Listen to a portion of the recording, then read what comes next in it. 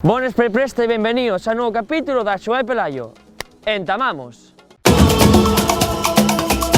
Nesta ocasión vamos a hablar del Ribadesella Club de Fútbol, equipo fundado en 1949 y que xuega na Primera Regional de Asturias. Y un club que na súa historia siempre xugou nas categorías bases del fútbol asturiano y non sería hasta a temporada 1987-1988 cuando subiría tercer clasificado a la tercera división española. Después hay que decir que en la temporada 2001-2002 subiría a la segunda división B, eliminando al Betanzos, al San Sebastián de los Reyes y a la Gimnástica Segoviana.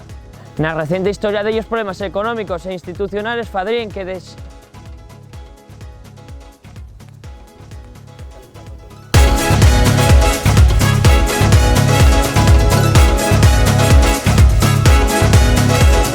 na súa reciente historia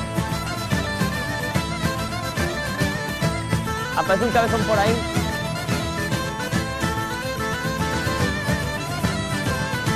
Na súa reciente historia cabe destacar que por problemas institucionales y económicos baixaría de tercera división a Primera Regional de Asturias. El so feudo y el estadio La Collera con capacidad para 3.500 espectadores. El so primer uniforme consta de camiseta encarná con mangues blanques, pantalón y medias azul marín. Y el segundo uniforme ye completamente blanco. Nesos vitrines del club tienen un subcampeonato de tercera división, un subcampeonato de la Primera Regional de Asturias y un primer puesto en la Primera Regional de Asturias. Y hasta aquí un nuevo capítulo de En Play Presta falando de fútbol asturiano. Así que la semana que viene, más y mejor. Un abrazo.